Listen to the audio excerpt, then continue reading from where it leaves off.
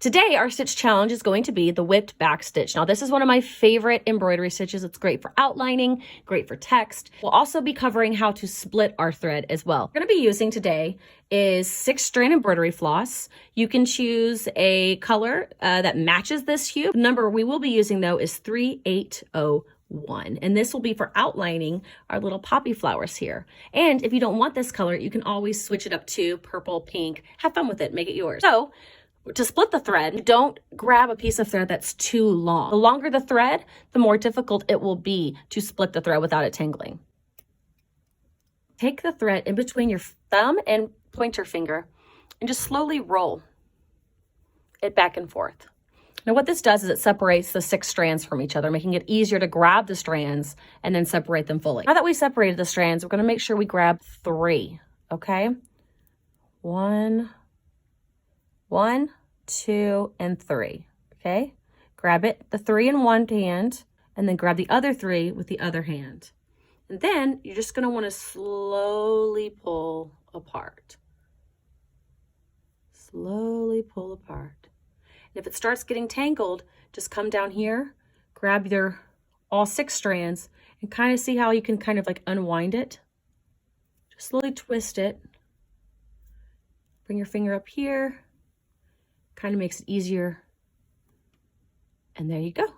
Practice for this is important, as well as patience, and make sure you don't pull too fast. Pulling too fast can make it get tangled easily. So now we have our 3 strands. Let's grab our 22 chenille needle, or just a needle that has a small eye that matches the rest of the needle. Thread your needle, and then it's time to do whipped back stitch. Or as I like to say, it is time to whip it good.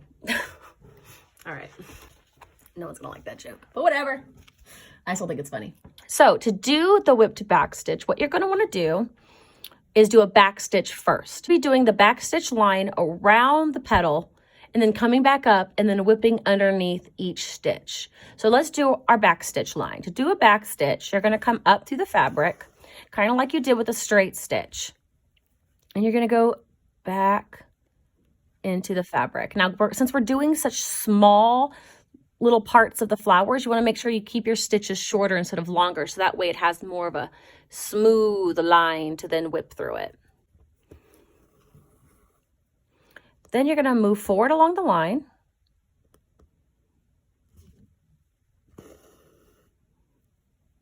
and go back into the end of this previous stitch. And just keep on going. Now that we've done our complete back stitch outline, now we're going to be coming up and we're going to be whipping underneath these stitches. Come up between 2 stitches. Have a stitch here and you have a stitch here. What you're going to want to do is come up in that stitch point there. Okay.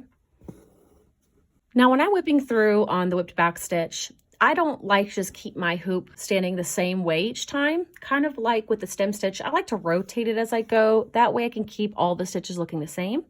Now, you also don't want to be doing your stitch and then pulling up. What I like to do is I like to pull away from me horizontally across the fabric. So I like to pull this way. So we're going to do that right now. I take my needle, and if you're left-handed, you will do this mirrored, and I will go underneath the stitch. Not into the fabric, but underneath the stitch, like so. Then I will take the needle. Instead of pulling up, I will pull it away from me. Like so.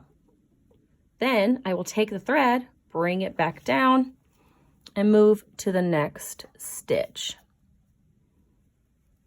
Making sure to rotate the hoop so that each stitch that I'm whipping is facing away from me. Then I just keep going till I'm all the way done. Now, once you're done whipping all the way around your stitches, you're probably wondering, how am I going to get this needle to the back side of the fabric? Well, when you're doing something like a straight line, you would back stitch this way and then come up and whip this way. And then because you're at the end of the line, you just take your needle like you would with the stem stitch and just go back into the end of that stitch. But when you're doing a circle like this, it can be a little more difficult to figure that out.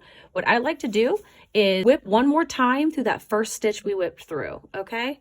So you'll go right in through here. Then it kind of completes the line that you have, and take your needle and kind of just tuck it underneath. And then you'll look like you have more of a solid line versus any broken parts, kind of like this. And that's it. That's the whipped back stitch. Make sure to have at least one flower completely outlined by tomorrow, because then we're going to be doing the satin stitch to fill in all of the petals. So as long as you just have one filled out, you should be good to stitch along with me tomorrow in the live. Thank you guys for tuning in again. Make sure you go over to DMC's website and grab yourself a Gulush scheme kit or a Gulush tool kit. Get your supplies, get your materials, and that way you can catch up and get stitchy with me tomorrow. See you then.